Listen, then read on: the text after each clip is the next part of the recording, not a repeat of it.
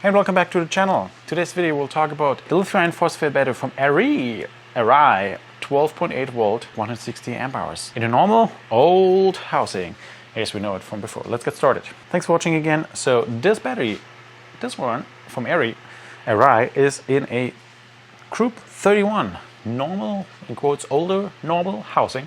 And what's pretty cool about this one, it has 160 amp hours. And when you imagine 160 amp hours in the housing where we had in the past only 100 amp hours, that's correct. This is massive. And you might remember we tried at one point put into the original Licitti Battery Box, which a video might be up there somewhere, and we only were able to get 100 amp hour in. But then the mini came out, or the minis, the mini batteries, ultra minis, whatever you want to call them, or Group 24, and you thought, okay, maybe we can squeeze in more. Unfortunately, it didn't work so far. But with this 160 amp hour battery, there's a huge and awesome use case to get a 160 amp hour battery into this Licitti Battery Box. And I'm talking about the original battery box. Let me get this one here. Do you remember this Licitti Battery Box? Yes. They had a version 1, and currently there's a same size battery like this one in there, but only 100 amp hour. So that is an amazing, amazing improvement we see here. So keep that in mind. If you want to have more power in the Licitti Battery Box, that might be an option. But before we can make a decision if this battery is any good, let's get started with what's in the box, specification, capacity test, and then tests. More tests, and teardown, of course. All right, if you're wondering what's in the box, that's exactly what it is. There is no manual, there are no other bolts.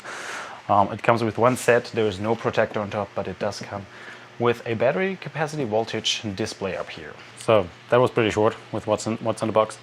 Talking about specification, a Group 31 lithium iron phosphate battery with a 120 amp BMS, and they say 4,000 cycles, 4,000 plus by the way, would be possible with this one.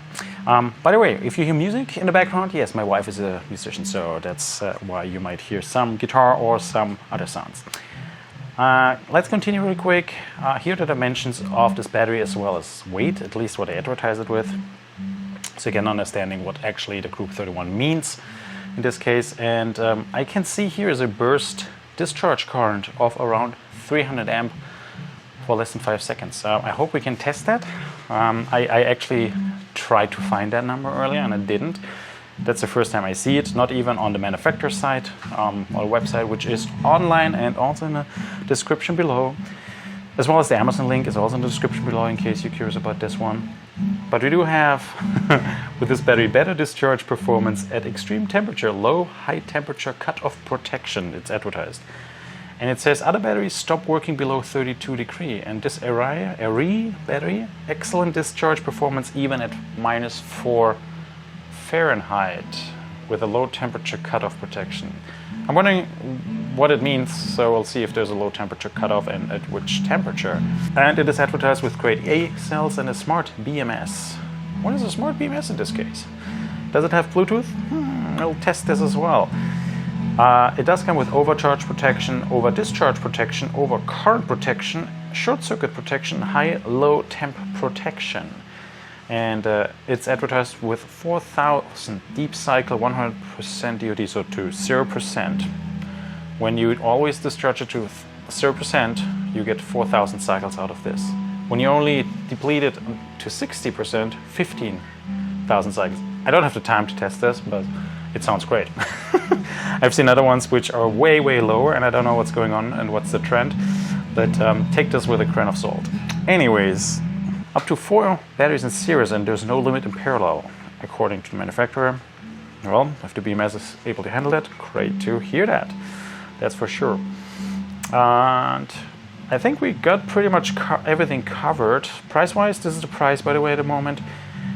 And I'm really curious to take it apart. I'm really curious to test it. So I think that's exactly what we're doing. I have not heard about this manufacturer before, but I'm happy to work with this one. And yeah, let's continue with the capacity test. Onto the capacity test for the ERYY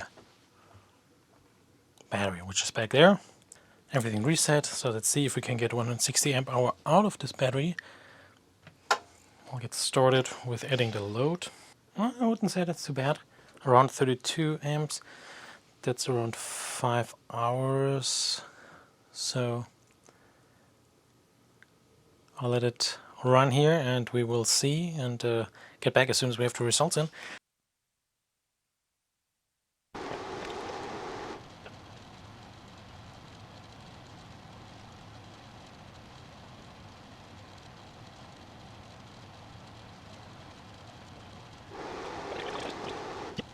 Oh yeah, that's nice. So there's a low voltage protection, which this one phone battery monitor has, but regardless, we achieved at least 160 amp hour. It's even more, 168. This is impressive and very nice to see. There we're back. This is amazing. 168 amp hours out of this battery. You saw it did kill it. So it did pass the capacity test. It's amazing. Let's continue with some high discharge rates and tests and see how far we can get with this. Alright, freshly charged, we have the ERYY, ERYY battery. So this is the reading after the battery and then afterwards the battery monitor. And then we have an inverter connected to this one. And then we have also the reading here. Might be a little more blurry than the other one. It's always a little tricky, I guess, but I hope you get that and you can see it, and it is changing as needed. So what I'll do now, turning on the inverter, we'll get a base load in basically and see how far we can get with this, right? And again, maximum continuous discharge is rated at 120 amp. I didn't find a better spec sheet.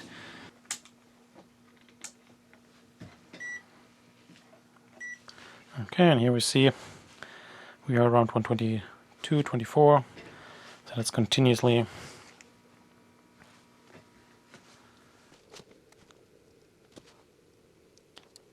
So this is actually quite interesting. As I mentioned already in the video, it's hard to find any more specification.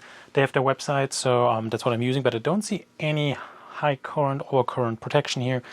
So then I actually don't know when it might cut off or not, if it even does. Well, we'll test it out. I'm pretty sure at one point it will, but let me go high and see how far we can go.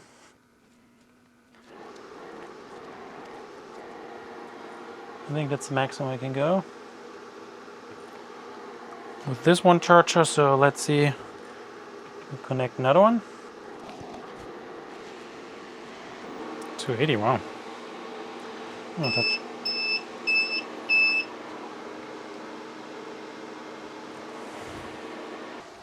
See if we can kick it over the edge and what it takes. Dang, that's a lot. That is a lot.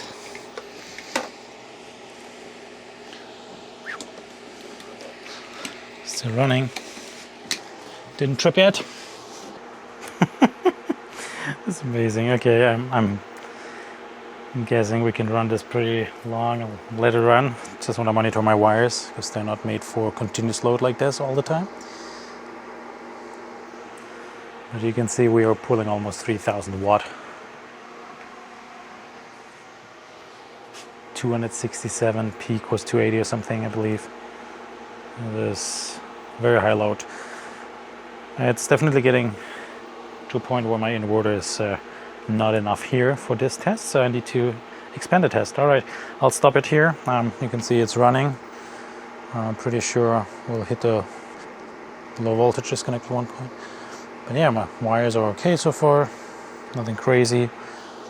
The inverter is getting warm. The fans are on. But here you can see it's 270 amp continuously, it looks like. So yeah, the battery is definitely having a lot of power. I just don't know how far I can go. Unfortunately, I cannot go higher with my setup here right now, so there might be more. I don't know what's the peak, what's the overcurrent protection here. It says it has it, but I don't know what it is. So maybe that's something we'll fill in later, but let's continue. It's great to see that we can pull out up to 280 amp continuously almost, at least longer term, and depending on the wire size, etc. All your components obviously as well, but you saw, unfortunately I was not able to get up to 300 amp to pull out of this battery and see if we can hold those 5 seconds. I don't have the setup for that high test, it looks like, but the fact that it was able to push out 280 for a longer time of period, it's good and scary at the same time, because it was saying it has a discharge, over discharge protection, which I don't know when that is triggered. When it's at 300? Well, keep in mind you have to have some fuses for that, or the right sized wires, and just make sure that you are not pulling more than your setup is capable of. Other than that, it's great to see that it's capable of pushing so much out, obviously. So I think that leads us to taking it apart and see what's going on, and then testing some other low temp and high temp protections here. Oh, by the way, did I tell you? It does come with the battery capacity voltage monitor up here. When you turn it on, it never turns off. It's so funny. You have to push it enough. So one push is instead of battery charge, which I assume is just based on the voltage. And then we can see the voltage, and then one more time it's off. So we'll see and confirm if this is just based on voltage. Okay guys, this is actually something I've never seen. So I got it open. This is what we see. It is just a full bath of silicone or glue or something. I can see the positive, negative, or the main positive, main negative. And we can see that we do have a 6-gauge wire over here, going to the positive, main positive into terminal. Terminal on the other side is 2 10-gauge wires. Oh, that's small. 10-gauge wire as well. And they do all have a very good crimp, hydraulic crimp here everywhere. It looks pretty solid. We see some glue here. I don't know if that really helps a lot, especially this blob in the middle of the Phillips head. I don't know if that helps, but at least there was done something. We can see, so it looks like I don't know if that's like how it is, but you can see the shape here. That's the BMS. You can see there's some kind of temperature over here. I'm just surprised. I feel like this looks clean, but on the other hand, you can hide everything in there. It feels like the bus bar is just thrown in there. Wow, you can see some wires over here. Let me try to get it out and see if we can see anything else. Well, I tried to get it out, but we have to destroy the entire housing. This looks like, it actually looks like it's a solid blob. This is impressive. I've not seen that so far. So yeah, the temperature sensor, I don't know where it's going, but you can see, you know, that's a big blob of something. Well, I'll try to get more out and then try to fill in if I can. I could try to completely cut it open, everything else, destroy everything. You see, as soon as you get there with a more sharp screwdriver or whatever, I might mess it up completely. So that's all I can see. I'm not testing the high or low temp cutoff here. Well, actually, I think I will test it. Okay, so you can see it is charging back here. I will just heat up that environment or that area, which we can see and access here. And I'm using also my temperature gauge to just make sure it's not getting insanely insane.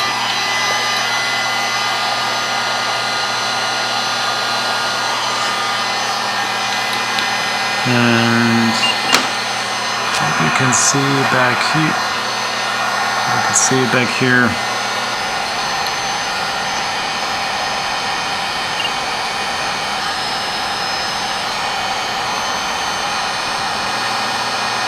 Just past. Oh yeah, nice. Oh yeah, just past 75 degree right here. Nice. That looks pretty good. Yeah, we are. That's dropping already, so it should come back. Should recover pretty quick. Yeah. Nice, and it's back. Perfect. All right. I'm taking it back. We can test it, so that's great to see. It's probably harder if I can't get the ice pack right on the temperature probe, the sensor itself. So I'll use the duster and just spray this area. And please be aware, the duster is way below 0 Celsius, way less than 32 Fahrenheit, and most likely will hit the what did it say, the 20F. So let's see.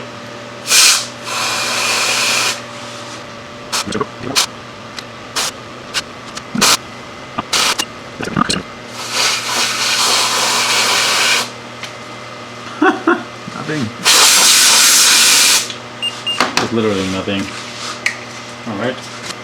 Need to get a new duster. Old one is empty. Alright.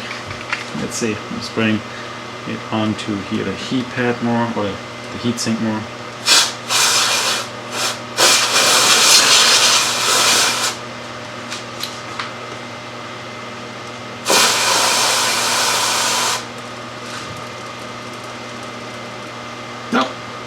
There it is. Wow, okay. I have no idea how cold this must be here. Hard to determine. But it did stop charging, so there's some kind of cold protection. Cold temp protection at one point, and now it's back up. Alright. Successful test for the heat cutoff, but for low temp cutoff I think it might be way less than 0 Celsius, so that might damage already the cells. Keep that in mind. I'm not able to test it accurately here, but at least we know what's going on. Awesome. So I guess we'll wrap up the video then. I'm curious what you think about this battery, especially given this. I don't know. I can't call build quality because I don't see it. I don't know it, and it's hard. I don't want to get everything out because that will mean for me I can't use it. Most likely in the Licitti Battery Box. So that's one of the points why I would like to keep it as assembled as possible this time. So let me know in the comment section below what you think about this. The test I made, and would that be an option for you for the Licitti Battery Box? By the way, there's another battery up there which has 125 amp hours and also 12 volt, same size, group 31. Would that be a better option for you because you see the build quality, or would you go with this one? Let me know in the comment section below.